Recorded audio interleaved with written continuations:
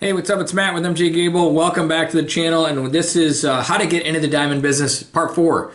So today we're going to discuss pricing on diamonds. Hopefully, at this point, you've gotten to the education portion of diamond grading and learning more about that. Now we're going to talk about diamond pricing. A really common question that I get is, hey, I'm offered this diamond for, $1,500 and I notice that it retails for like $4,500. I'm going to buy it because I think it's a good price. That's not always the case. So there's many margins in between, cutting a diamond and a cut polished diamond to the time it gets to retail. I've done some other videos on this. It kind of indicates the diamond pipeline, if you will, of how diamonds are priced throughout the marketplace until it gets to a retail client. It touches hands, people touch it, the markups happen through people touching it. And, it may sound like a great deal, but we'll go over all that. So one of my followers had emailed me this week regarding this exact same question. He's kind of following the videos, getting into the diamond business, and he sent me a diamond to look at to see if it's a good price that's being offered to him. He emailed me, and it just basically said he's being offered this diamond for $792. He wants to know if it's a good buy, and if it is a good buy, how much can it be sold for? So the how much can it be sold for depends on how you're going to get in the diamond business. Like, what marketplace are you going to? Are you going to be a retailer and sell diamond goods to retail, end user consumers? Or are you going to sell wholesale and trade? Are you going to sell to wholesalers or jewelers? So you kind of have to figure out where your niche is and where you want to be. And margins are different for each of those. We do sell some in wholesale, at wholesale level, to other wholesalers or jewelers. We also sell secondary used goods in the marketplace to end user consumers. We also sell new product to end user consumers.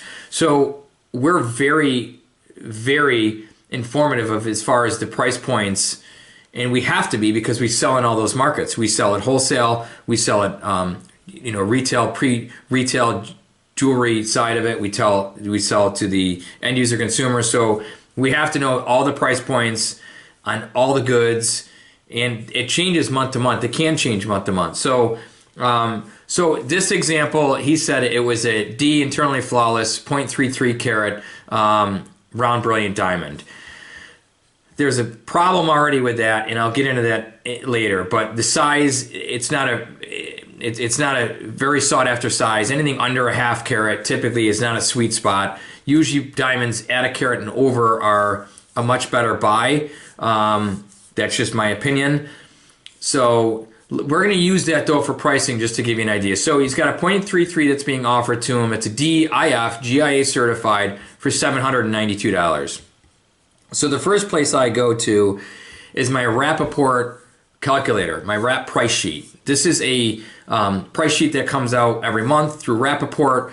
There's two sides of the company. One is like the price sheet. It'll tell you what your price should be on a stone and what the retail average markup or retail price is on a stone. Then it also tells you different percentages off of retail and where it needs to be. It's just a rough calculator that Martin Rappaport has put out. And then there's the trading screen, which is entirely different, also through Rappaport, called RappNet. It's a diamond trading platform, and I belong to that as well.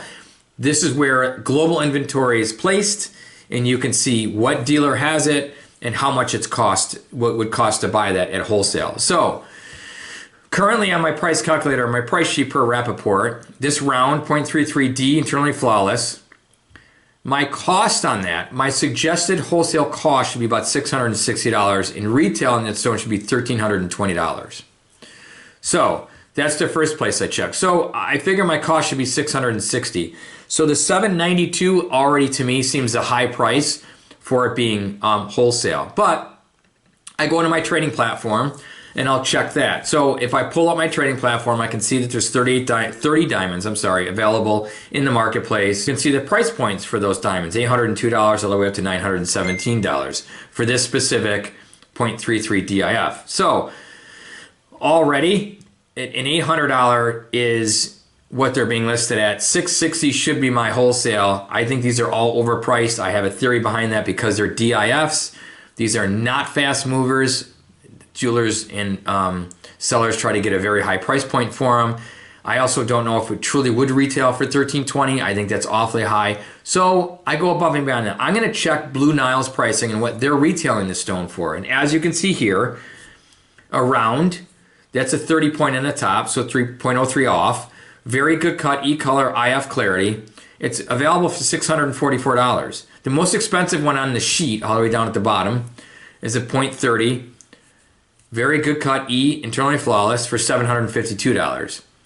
So the point here is it's $792. If an E retailer like Blue Nile is selling it for less than you can buy it for, odds are it's not a good price. If I didn't look at any of this information and I was offered this stone, I would probably be in the $500, $400 to $500 price range, because I know that most people don't come in and ask for a .33 or a .30 carat internally flawless diamond. It just doesn't happen. Usually the internally flawless are sold Hong Kong or in China overseas. That marketplace loves the DIFs. We've handled several of them through the years. They're just not strong movers. Typically, if a client's looking for a DIF, I'm going to walk them into probably an EF color in a VVS or VS quality stone, because you're just not going to really know the difference. Unless you have to have a DIF, then I'll gladly sell you one, but it's not, in my opinion, it's not a very good stone to buy. So that gives you an idea on price point on a smaller stone. So we're going to use the same tools. I think it's necessary, if you're going to get in the diamond business, to look into RapNet.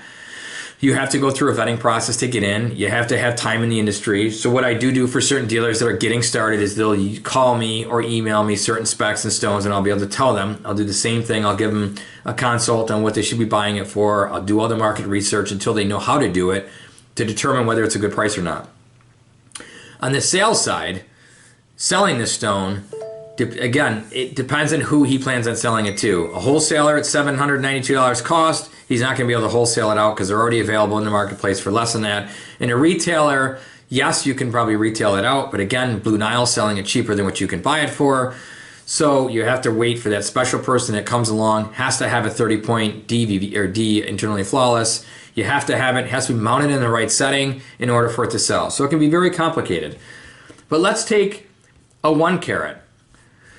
This is a very average stone today. 1 carat GH maybe color, SI1 clarity, 3,681 diamonds available in my network. There's some in USA, the UAE, India, Hong Kong, Belgium. 1 carat HSI1, very good cut, no fluorescence, uncertified, is about $1,750 wholesale. And the most expensive one on this page is $2,136. It's IGI certified. If I go to the second sheet, there's a continuation of more diamonds, and the most expensive one on this sheet is $2,419. So it's the same thing on what's out there. Now, if you pull up what wholesale should technically be on that stone using the price Rappaport price calculator or price sheet, $3,150 should be the average wholesale on it. But as you can tell by the actual trade screen, it's much lower than that. 1 carats have taken a hit over the past year. They are down significantly than where they were year to date last year. So, but let's see what Blue Nile's selling that for. So we know the marketplace is somewhere $2,200 to $2,400. Available my trade. It should be $3,150. Retail is about $6,300. Brick and mortar, not e-retail. E-retail is going to be, look at that. So Blue Nile's got them available for $3,300 to about $3,600. So again, it gives you an idea. Now, if this stone was presented to me and I had an opportunity to buy it, and I know they're available to me for $2,200 to $2,400, I'm probably going to buy that stone at about $1,800. If I get stuck with it, I can wholesale it back in the trade for maybe $2,200, $2,300. If not, I can mount it and sell it. But again, I'm competing with Blue Nile, so if I mount it and sell it, I'm going to want to be somewhere in this price point, including the setting, because Blue Nile is a major contender now in the trade. So that kind of goes over your pricing on diamonds. So it's not as easy as looking at what James Allen or Kay's or Jared's or any chain store is selling a piece for, and I'm sure that's probably what this gentleman maybe did is saw that, hey, I can buy this internally flawless diamond for $792. I see it being sold somewhere for, let's say, $1,500, $1,800. That's a pretty good margin. I would agree with you. It's a really good margin, but odds are there's going to be online e-retailers that are going to sell it cheaper than you. So you need to check brilliance.com or bluenile.com and look at what's available to the end user consumer in comparison to what you're going to buy it for and how you're going to sell it. So you need to think about that. So if you need help, obviously I'm here to help you with that. You can certainly send me an email, comment below. I do my best to answer everybody's comments. Many of you have reached out to me via telephone and email. I appreciate it. Videos are getting a lot of hits. If you guys like the content and want to learn more about the diamond business behind the scenes and understand what goes on, make sure you comment, like, and subscribe to my channel. And if you need some help, as many of you know, I do reach out and I do answer questions. So feel free to leave comments and questions below, and I'll happily get back to you guys as soon as possible. As always, guys, thanks for watching, and I'll get the next video up when I've got some time.